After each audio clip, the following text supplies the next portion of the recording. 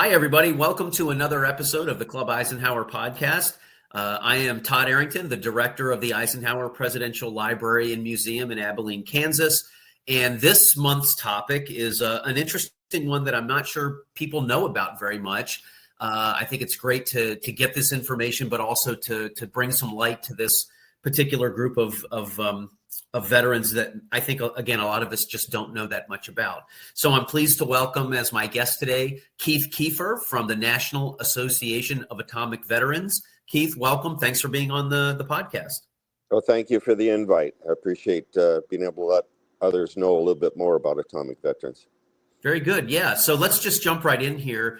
As I said, I don't think a lot of people really know what atomic veteran means. They certainly know what atomic means, I think, and they know what veteran means. But when you put those two together, I'm not sure that a lot of people have a really good understanding of what that is. So let's just start at the basics here. Tell us, what does the term atomic veteran means? Who are we talking about here? Well, again, it depends on who is defining it and the audience. The Veterans Administration has one definition of atomic veterans, and the Justice Department has a different definition of atomic veterans. The Veterans Department actually uses the term atomic veteran, while the Justice Department calls atomic veterans on-site participants. And the Justice Department also excludes some of the individuals that the VA includes, and likewise the VA excludes some of the groups that our organization considers atomic veterans. So to give you NAV's, which is the most encompassing definition of atomic veteran, it is a veteran who during their military service had the opportunity or was exposed to ionization radiation. The largest group of the veterans is those that participated in the on-site testing. And then we have a number of subgroups, individual veterans that were involved with nuclear waste cleanup operations. The three that we finally got the VA to recognize here within the last couple of years is Inuitak Atoll Radiological Cleanup Project, which took place between 1977 and 1980, and the Palomar, Spain incident.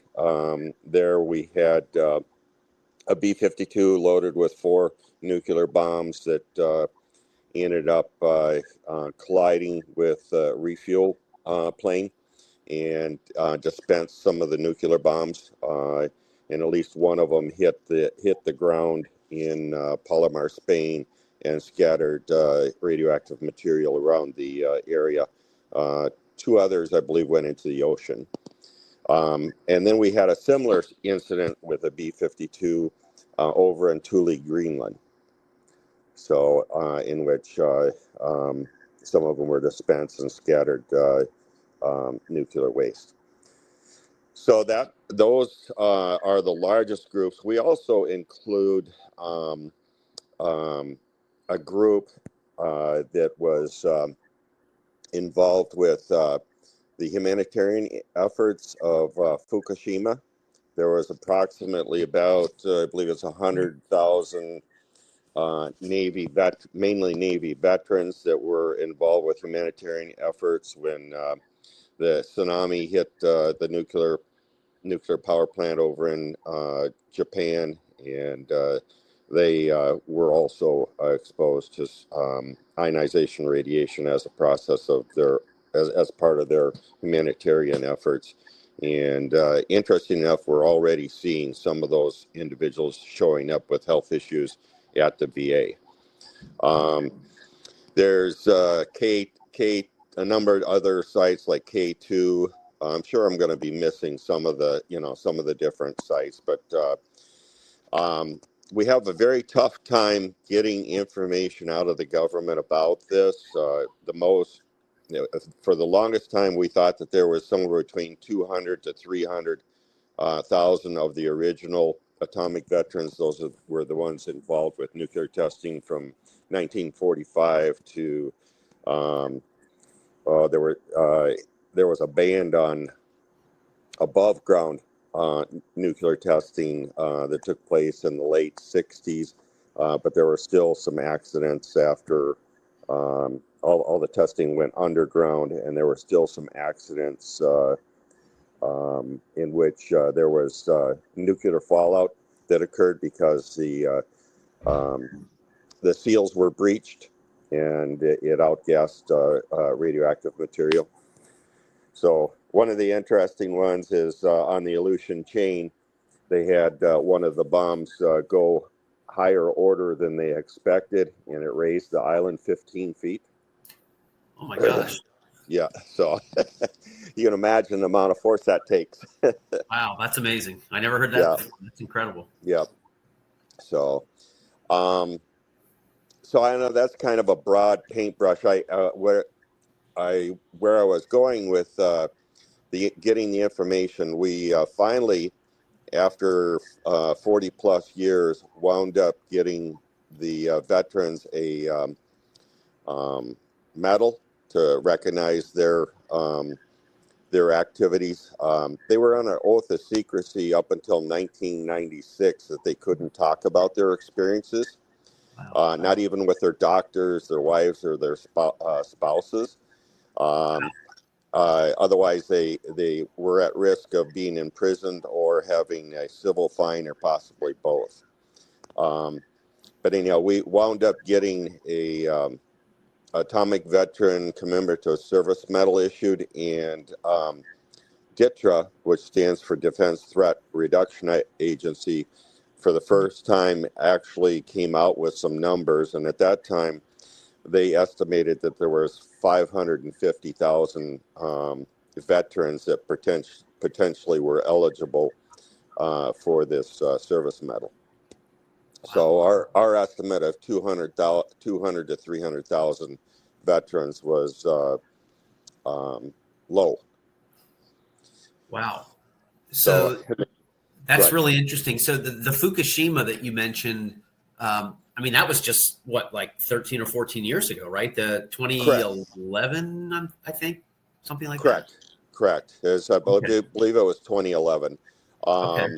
If I recall correctly, I think it was maybe March of 2011. I'd have to look it up for sure. But that DTRA's numbers don't include that 100,000 from that event. So if you start including those individuals, the number is higher. To give you an example, Inuitak Atoll Radiological Cleanup Project, which took place over a 3-year period of time, 1977 to 1980, of the military veterans, there was about 8,000 veterans involved with that. And we can find less than 400 still alive. Wow. Now these are individuals that are in their late 50s, early 60s. So the mortality rate of these particular individuals is much higher than you would expect. Yes, most definitely. So were these what branches of the service did these atomic veterans all serve in? Or is it? I know you mentioned Navy at one point. Is it all different branches, or just primarily Navy, or what branch of the military are we talking about here? The three main branches was Army, Navy, and Air Force. The largest percentage would most likely be the Army. Second highest percentage would be the Navy, and then the lowest number is Air Force. There may have been a few Marines or few Coast Guard here or there, but very, very few that we've been able to find. Okay. And I guess, Keith, I should have asked at the beginning, are you yourself an atomic veteran, or how did you get interested in this issue and passionate enough to be part of this organization that's trying to locate these atomic veterans? Yes, I'm an atomic veteran. I have the privilege of currently being the national commander of the National Association of Atomic Veterans, acronym NAV. And my connection or involvement was I was part of the Inuiatuk Atoll Radiological Cleanup Project. And there they had us, there's 43 islands that make up Inuiatuk Atoll. And if you're not familiar with what an atoll is, it's essentially the top rim of an extinct volcano.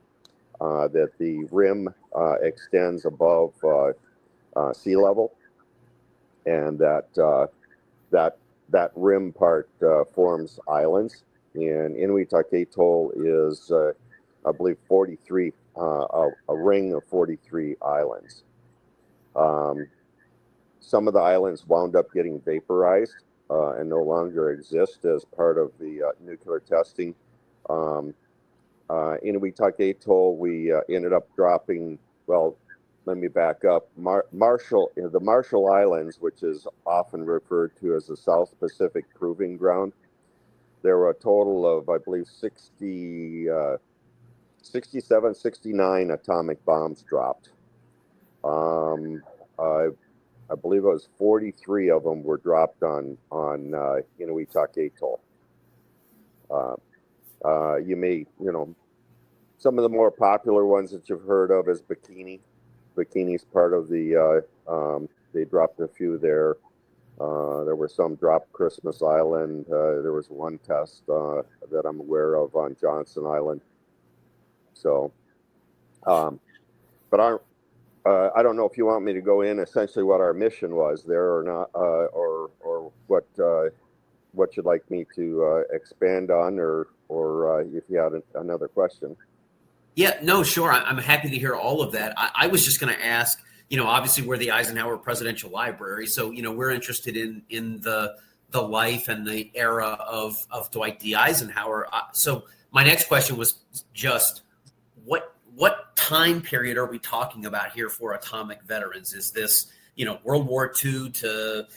I know you mentioned the secrecy that they had to keep until 1996. You mentioned Fukushima in 2011. So what's the time period we're talking about here? I assume some of this had to be even during the the 1950s when Dwight Eisenhower was president, but obviously probably before and after that as well. Yes, correct. The first atomic bomb we dropped was, I believe, August. I believe it was like August 7th, August 9th of 1945. That was Hiroshima. Mm-hmm. And then after several days after that, we dropped the bomb on Nagasaki. And again,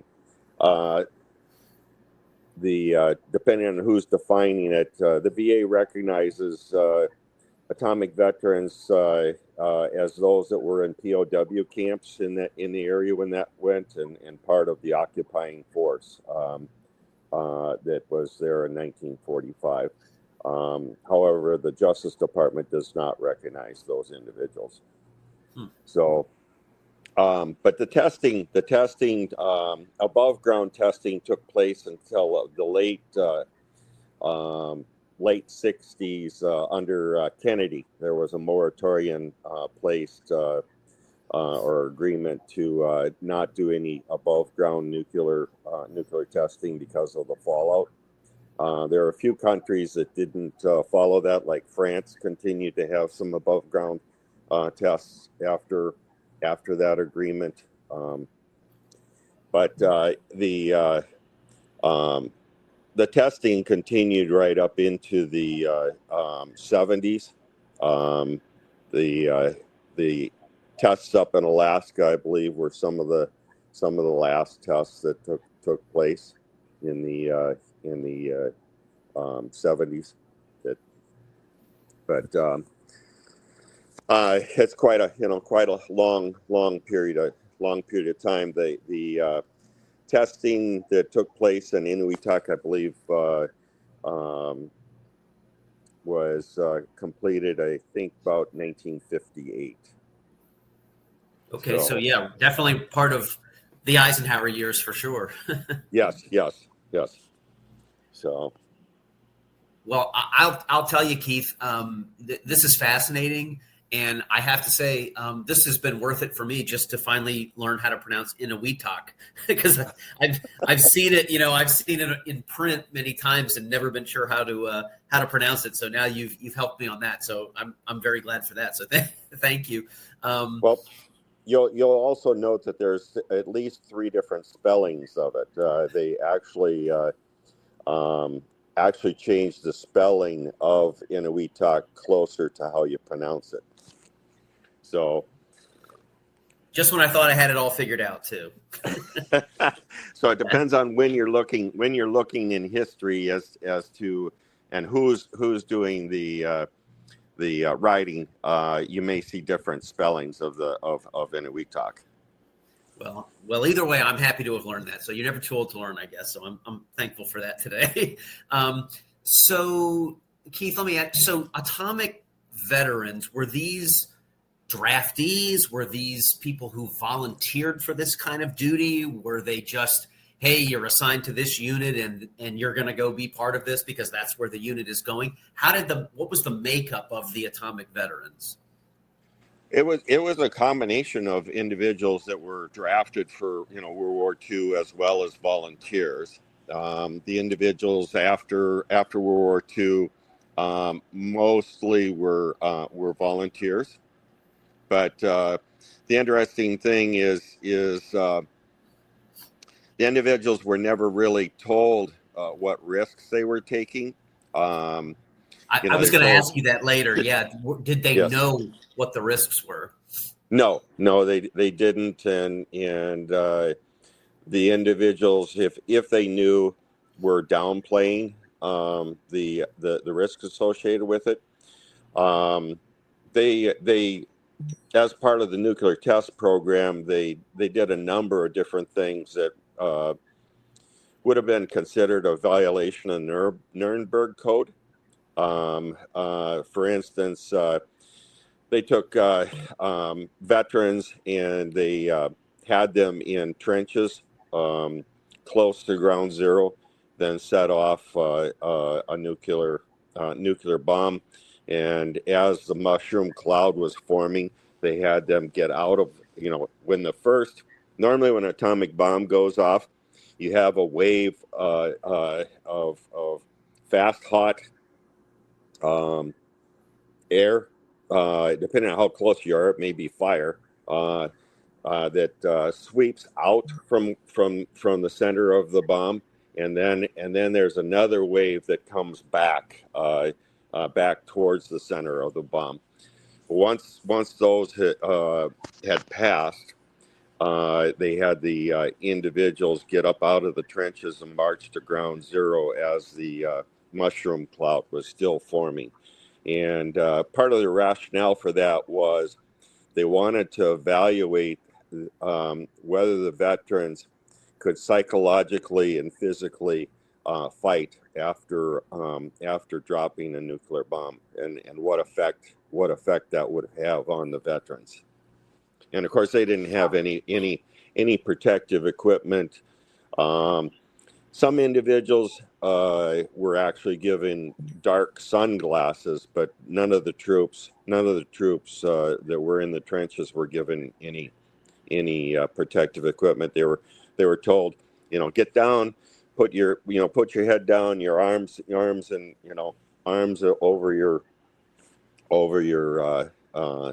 eyes, and stay down until the 2 waves pass by. Wow. And same kind of thing with the cleanup operation. Many of us didn't have any protective equipment.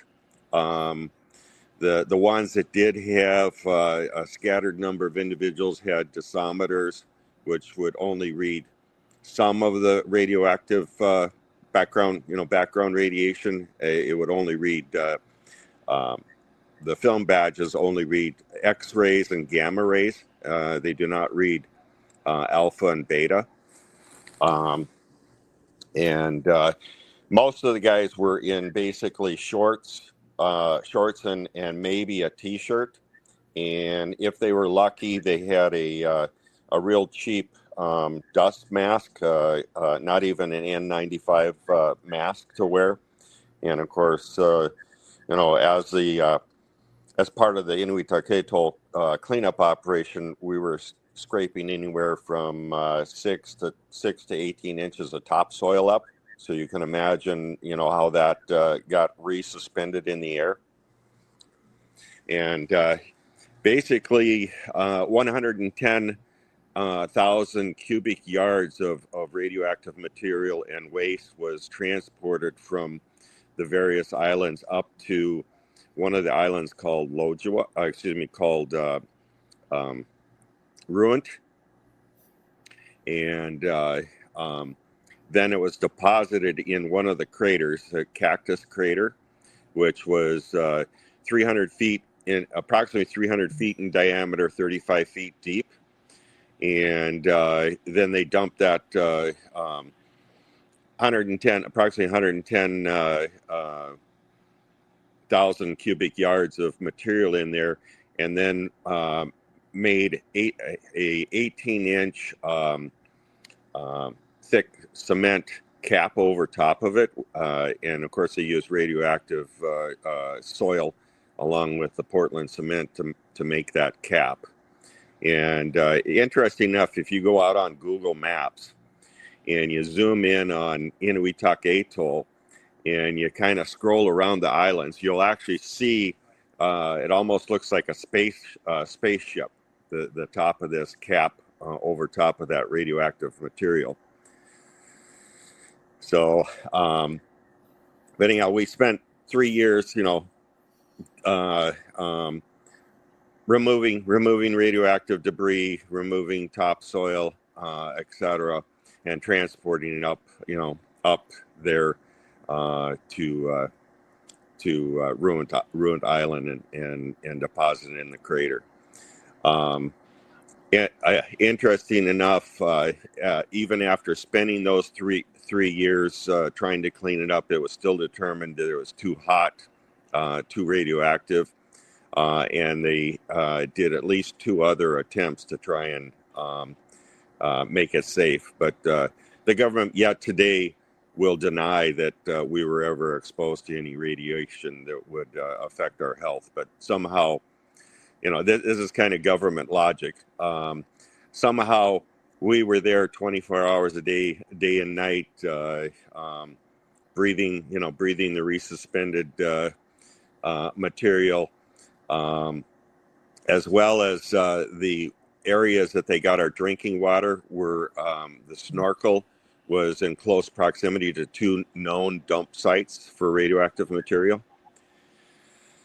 So there was a number of different ways that we were exposed, but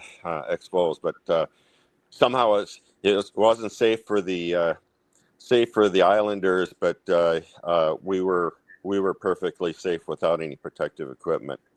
I was going to ask you: Is Inuitak inhabited? Are there native people there? Some of the islands they are inhabited. Essentially, it's kind of an interesting video. If you go out and look at a 60 minutes video, Maury Schaefer did on it. They touch a little bit on, it's still radioactive, and this is how radioactive it is, and basically kind of gave the islanders, this is what the situation is. These particular islands are definitely off limits for any, habitation, vegetation. However, you can, if you want to take the risk, you can, inhabit these other islands. The coconuts still coming off Inuitak Atoll are not supposed to be sold for consumption. Wow. And that's because they uptake cesium. Cesium-137. So, and of course we ate coconuts while we were there too. Naturally, yeah, sure. Supplementing the military diet. So, Sure. Keith, your whole term of service was spent on Inuiatak, or did you No, serve other places? no, I spent a little less than 6 months on Inuitak Atoll, and I was because of my duties.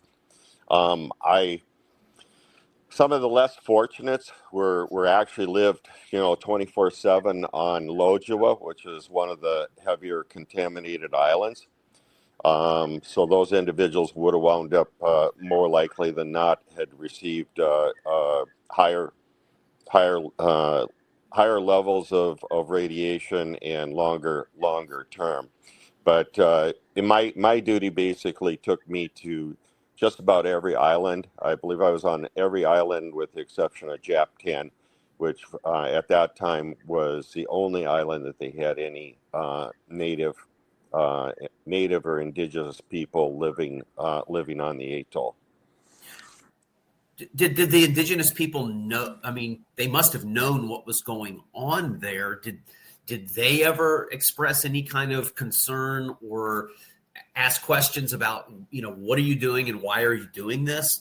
I mean, clearly, I certainly understand that, as an American, soldier or airman or sailor, there's only so much you can do to question the orders that you're given. But the native people there, they must have known what was going on, and surely they must have not been happy about that. But I don't know. That's just an assumption on my part. I'm sure that there were some. I wouldn't say that necessarily was the bulk of the population. May potentially the chief and a few others may have known, some of the stuff that was going on. And of course, as they, once a month they would come over to Inuiatak Island, which is part of Inuiatak Atoll, and because they would get a kind of a stipend from the government, and they didn't have any place to spend it except for the BX. So as soon as you saw their boat coming into the lagoon, if you needed anything from the BX, you better run get it before they got there, because they'd come in and buy everything on the shelves. And it took several weeks for the BX to be restocked. Wow. So we've talked quite a bit here about Inuiatak, but where else did the United States do nuclear testing? Where else might atomic veterans have served besides that South Pacific area on Inuiatak that you're talking about? Well, there were a number of areas in the South Pacific. There were a number of areas. I would say that probably the next largest number of nuclear tests was done in the Nevada desert. And they refer to it as NTS, nuclear test site. There were some tests in New Mexico, of course, Trinity being the first one in July 16th of 1945. There were some tests in Colorado, Alaska, all the states all the states I'm aware of. I think there was one off of California, in the ocean, off of California. Wow. There were probably about a half a dozen different locations stateside that they did nuclear testing. So that's really interesting. So atomic veteran as a term really covers people who served overseas and domestically. It covers, people who served in the Army and the Navy and the Air Force. And it covers people who were, really serving over a very, very long period of time, it sounds like, as well. So the title of atomic veteran is really an interesting one in that it covers so many different groups of people, it sounds like. Yes, it does. We never thought it was high as 550,000, 50,000. But when you look at it, it's a small percentage of the overall overall population of military, and then the overall population of those that actually serve in the military, whether it's volunteer or through draft, is actually less than 2% of the population. Wow. And I don't think I asked you, Keith, what branch were you in? I was in the Air Force. Air Force. Okay. All right. Very good. Well, thank you for your service, by the way. Well, thank you. Yeah, this is fascinating. So you've already said that the atomic vets, by and large, were not really told what they were doing. Were they given any kind of warnings or guidelines or advice about what kinds of side effects they might experience later on? A few may have gotten some, taken on the side and said, don't plan on having any children. Oh, geez. Or it may be a good idea to not have children, but it was all after the fact. It was, I'm not aware of individuals that, before their potential exposure were told, hey, you could potentially get exposed to this. For instance, myself, I was told, and of course I was young, naive, guy,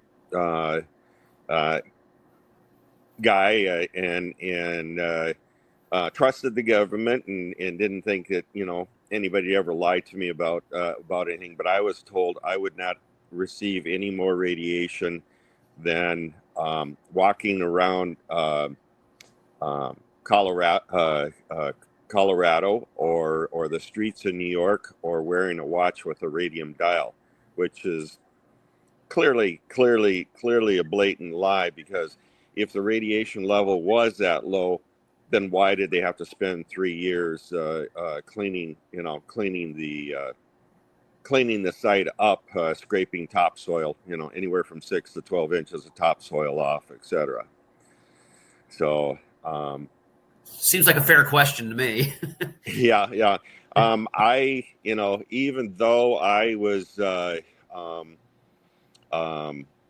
young and naive, I must have had something in the background, because one of the other things I often say about Inuitak Atoll radiological cleanup is it's either was the worst planned operation or the best planned operation for plausible deniability, because they never did any baseline testing, blood work, urinalysis, sperm count, or any of those kind of things that you would typically think that an individual going into a situation like that would have or should have. They did do on a few of the guys some urinalysis tests on their way out, but that was very limited, and a small number of individuals. But I had a sperm count before I went over, which was normal. After coming back and my wife not getting pregnant, they found that technically I was considered sterile. Oh my gosh, Keith. Oh, So, man. I'm and so sorry. I've gone on, to have multiple autoimmune diseases, thyroid problem, which of course, your reproductive organs are probably the most sensitive to radiation. Thyroid's the second. Typically, if somebody's going to get exposed to radiation, they give them iodine-131 to try and prevent the thyroid from taking up radioactive isotopes. Wow. But anyhow, I consider myself fortunate. And because why do you consider yourself fortunate? I mean, I'm glad that you do, and that's a really positive attitude to have, obviously. But what other? I guess my next question really was about some of the side effects, and you've started going down that road. Can you say anything about some of the side effects that atomic veterans are experiencing today or did experience if they're no longer alive? What are the types of things that they're seeing and that they're linking to this service around atomic weapons? The bulk of the things that they're seeing is cancers.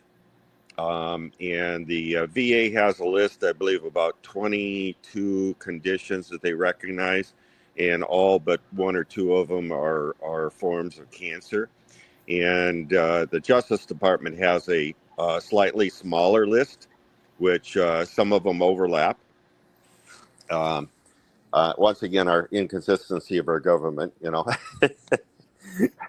So, but I'll give you some examples. One of my veterans, Lincoln Grouse, he was part of Operation Crossroads, and he ended up developing a number of different cancers: skin cancer, prostate cancer. There was one other type of cancer that he contracted. He also ended up losing two children at a very young ages from very rare diseases. And interesting enough, the two children that were lost had different mothers. So the only common thread between the two was Lincoln's DNA. Wow. Paul Laird, who was part of the Inuiatuk Atoll, he ended up contracting 6 unique cancers, and the last cancer that he contracted, he wasn't able to survive that, and that's ultimately what took him. And he was in, I believe, his late 50s, early 60s when that happened. But we're seeing genetic effects in some of the children, besides the effects with the veterans that were participating in. But a lot of them also have thyroid problems. A lot of them have autoimmune diseases.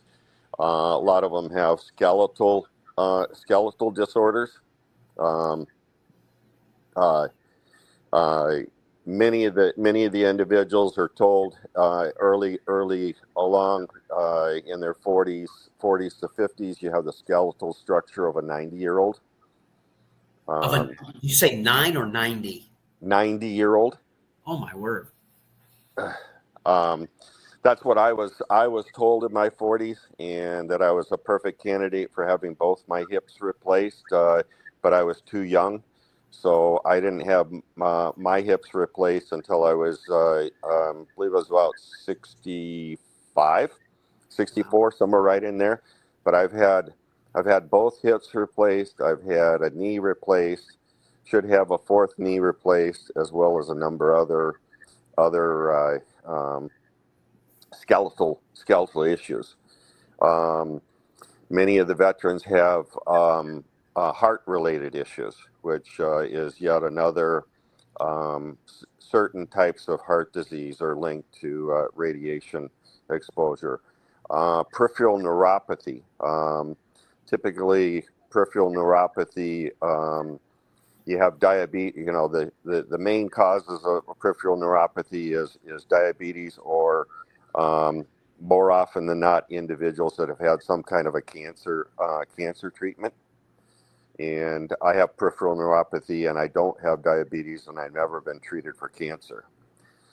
So, so the only other link is the exposure at Inuiatuk Atoll. I'm trying to think of some of the other infirmities that the individuals have. There was a epidemiologist that actually studied some of the veterans that were at the Nevada test site, and her conclusion, her name was Dr. Susan Thal. And her conclusion was that there was a 20% higher incidence of the veterans that participated in atomic testing of prostate cancer than there was in veterans that hadn't, or the general population. Wow. So, Keith, you said something earlier that really sort of struck me, which was this idea that so many atomic veterans were basically sterile from their service. And then, now you've talked about some of the folks who were able to have children and then losing those children, or children born with birth defects or things like that. It's just, wow. Like, you must have, people in that situation must have walked out of that service and later, finding out that they could have children, so happy. And then to have, to be able to do that and then have the children taken or suffering from really, horrible birth defects or something like that. It's like a double whammy almost. It's heartbreaking to hear. Yeah, it's not unlike Agent Orange. The VA actually recognizes that there is some with Agent Orange, that there is some DNA damage that's passed on to the children.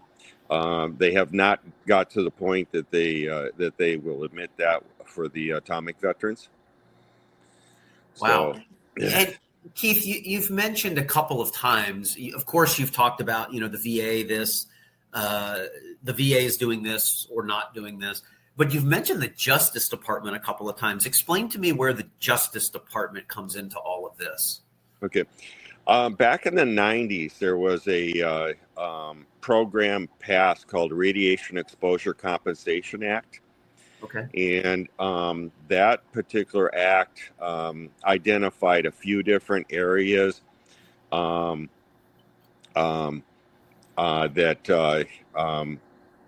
if an individual was in that particular area at a particular time, when they were doing the testing and they developed one of their diseases on their list, they presume that the disease was caused by fallout or direct radiation exposure, and they have a number of different groups in there. They have in the radiation exposure compensation, RECA.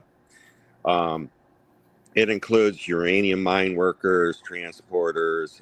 It includes what they call downwinders. Those are the individuals who are in close proximity to the test. And then it includes on-site participants, which we refer to as atomic veterans. And there's a one-time compensation. The downwinders, if they qualify for it, they get a one-time payment of $50,000. The uranium mine workers and transporters, I think their one-time payment is up around as high as $300,000, if my memory serves me correctly. And the veterans, if they qualify, it's a one-time payment of $75,000. However, there's a provision in there to prevent what we call double dipping. It's a situation if you're getting compensation from the VA, it excludes you from RECA, and if you get compensation from RECA, it excludes you from getting compensation from the VA for it. Wow. Okay. So, and interesting enough, that program was extended and expanded over a number of years, and it just recently expired in June of 2024, and we're in the process of getting the program reinstated and as well as expanded. And what kind of, for somebody that's trying to get that compensation, that RECA compensation, what kind of documentation do they have to show? Just like a DD-214, or is there something more specific that, that they have to show to qualify for that? Yeah, they have to. They have to provide the records that that they were there and at the particular times that they're um, considered eligible for it, as well as they have to provide medical records, biopsies, etc. Proving that they wound up contracted the particular disease.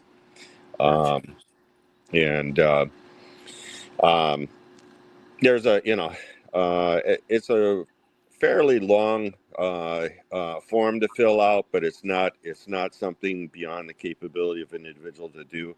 I've helped a lot of people fill out the form. So, As you know, Keith, as you're talking about this, I'm thinking of things also like the Gulf War syndrome, which I realize is not atomic, but talking about guys or soldiers, servicemen, servicewomen exposed to burn pits and things like that. So I'm hearing some things that I know of my generation. Certainly we've heard about, and those of us that served in the military are aware of too. So I'm actually, some of the things you're saying, I'm thinking, oh yeah, Gulf War syndrome or something like that. Has your group worked with any other groups that are trying to do similar types of veterans advocacy efforts for different types of issues, like Gulf War syndrome, where all the concern about burn pits, that kind of thing? yes, as a matter of fact, we worked with a number of different organizations getting the PACT Act passed. Are you familiar with the PACT Act?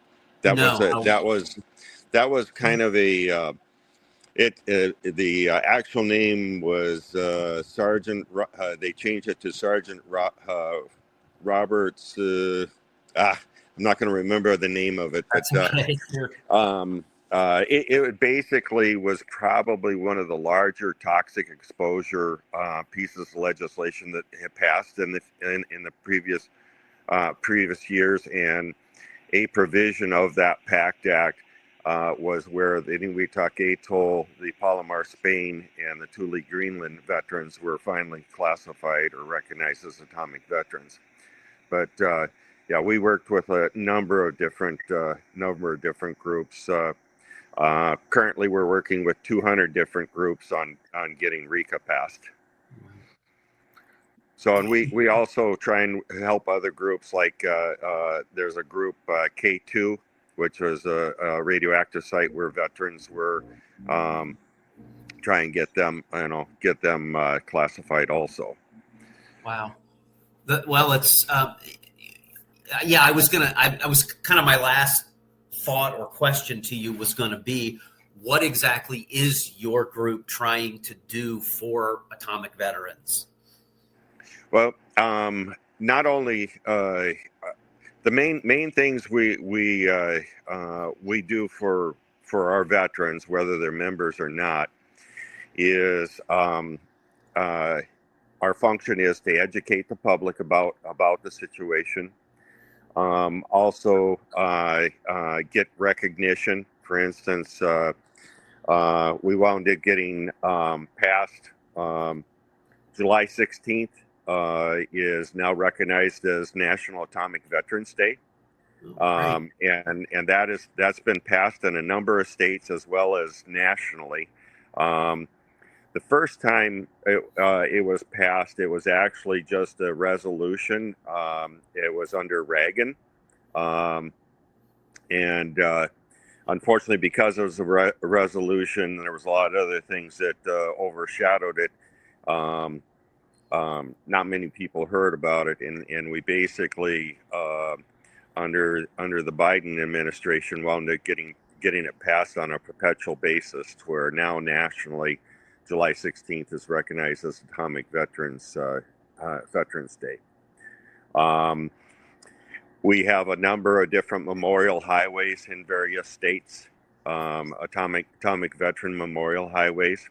So that's some of the recognition, as well as the getting the medal passed, the Atomic Veteran Commemorative Service Medal. That's an interesting one, in that Under normal situations, these veterans would have been issued some type of a medal for their service, but because they couldn't talk about it, it's kind of hard to give a guy a medal for something he can't talk about. So Kind of we ironic, really, isn't it? yes. So we believe that was also a factor why they didn't get the medal, and then why it was so hard to get past after the fact was there was concern that if they issued a medal, atomic veteran medal, that individuals would get the idea that radiation was dangerous. So that was an uphill battle to try and overcome that also. Wow. So let's see, we also are trying to get benefits for the veterans passed through the VA, and also through the Justice Department, RICA. So basically, trying to get some legislation passed for the veterans, whether it's recognition in the way of a memorial highway or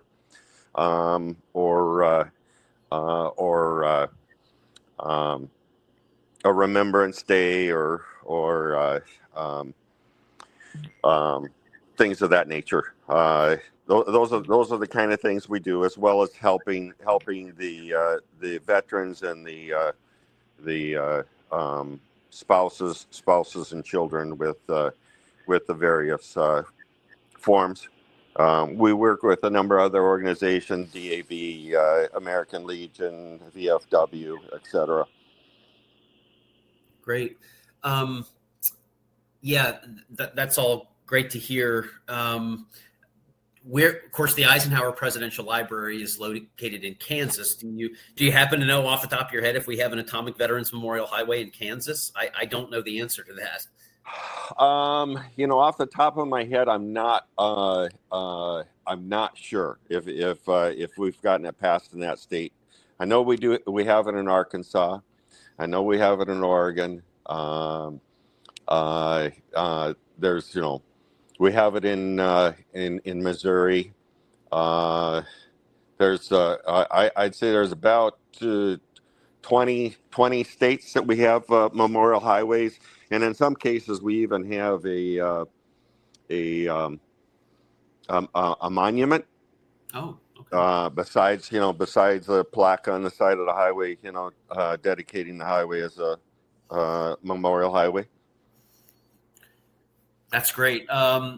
So, Keith, to wrap up here, is there anything else, one, that you would like to tell us about atomic veterans and why this issue is so important? And two, do you want to, say a little bit about, do you want to give a website or anything like that for your organization so people can learn more?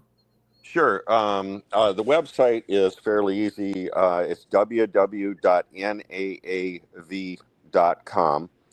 And there's a number of different, places on there for contact information, some background information. Some of it hasn't been updated. It's some of it's a little bit behind times. But certainly regarding RICA, getting that reinstituted and expanded. If anybody wants to call their congressman or senator and put some pressure on them to make that happen, that would be greatly appreciated to the organization. And if anybody else runs into anybody that's atomic veteran, that's an interesting thing.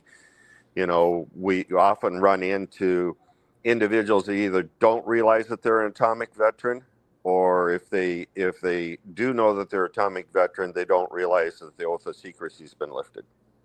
Ah, interesting. Okay, yeah, and I know you said that was all the way up until the mid to late 1990s. It was, the secrecy veil was still on this. Yeah, that was under the Clinton administration when they finally released the report. It's a very thick report. If you have problems sleeping, it's a good one to pull out. It's titled "Human Radiation Experiments," and it's where they did experiments without the individual's knowledge or consent, not only military but also civilians. Oh, interesting. Civilians too. Okay. Yeah. Yes. It's so funny. We've been talking about atomic veterans, and of course, we're thinking about people who served in the military, but in this case, there probably were a lot of civilians involved in some of this as well, in terms of whether they were scientists or, something along those lines. So, yeah, I guess I hadn't really considered it atomic civilians, if you will, but that's a great point. Yeah, there were a large number of individuals, involved with the Manhattan Project, as well as in a number of different areas, Washington, Oregon. There was a whole bunch of different areas that they were developing the nuclear capability. Interesting enough, to give you an idea in terms of radioactive fallout from some of the bombs that they set off in Nevada. The fallout drifted up as far as Wisconsin and came down on the grass in the fields, and the cows ate the grass that was contaminated with iodine 131, and of course that wound up getting into the milk supply. Oh my gosh. Wow. Yeah. You don't think about all the different ways this impacts, it's not just the people who are there and, being exposed. The fallout from this is so much larger than that. Yeah. Well, some of the radioactive material that was released from Fukushima made its way to California. Yeah, I think I remember hearing some of that when that was going on back in 2011 or so. I think it was. Yeah. Wow. Well, this has been great, Keith. Thanks so much for your time. This is an issue that I think is really important, and as I said at the beginning, I just don't know about this. But whatever you can do to raise awareness of this, I think is a good thing. Yeah, we do go around to schools and other institutions that are interested in it. We will do presentations, to try and help educate them, because this stuff's not taught in the school system, and it's part of our history. Yeah, absolutely. I think this is very timely too, because just in the last year and a half or 2 years, we had the Oppenheimer film, and so I think people are thinking about these types of things maybe a little more than they were before that. So hopefully that helps you guys get a little more interest in this issue. Yes. Oh, back to your question earlier in terms of organizations we work with, we have also worked closely with the British nuclear veterans. Oh, interesting. And have had some work with the New Zealand and the Australian nuclear veterans, and some with the French, a few Canadians, but have not had a lot of success with linking up or working with the Russians or the Chinese. Okay, interesting. So, and I'm being told now that we actually do have an atomic veterans memorial highway in Kansas. So that's great to know that's happened here in our state. Yep. That's wonderful. Yep. So on one of my to-do lists is to unfortunately some of our individuals have passed away, and their relatives didn't realize that they had material that really should be coming back to the organization, and sometimes some of the records related to those things have gotten inadvertently destroyed or lost. So one of the things on my to-do list is to make a comprehensive list of that. I know there's a bridge dedicated in New York. Oh, okay. Atomic Veteran Bridge. Great. So, every little bit counts and helps get the message out. Yes. Well, and also raises the question or interest potentially of individuals to go out and try and learn. Okay, what is an atomic veteran? Right. They'll see the sign and say, atomic veteran. I've never heard of that. What is that? Yeah, well, like I said, unfortunately there were, even I was unaware of this. So this has been really instructive for me. So Keith, thanks so much. Your time is really appreciated. And this has been really instructive and enlightening for me. And I know that it will be for the folks that listen to this episode as well. So thanks for being on the Club Eisenhower podcast, and we will look forward to seeing you again soon. Well, thank you for the opportunity. Appreciate it. Great. Thank you.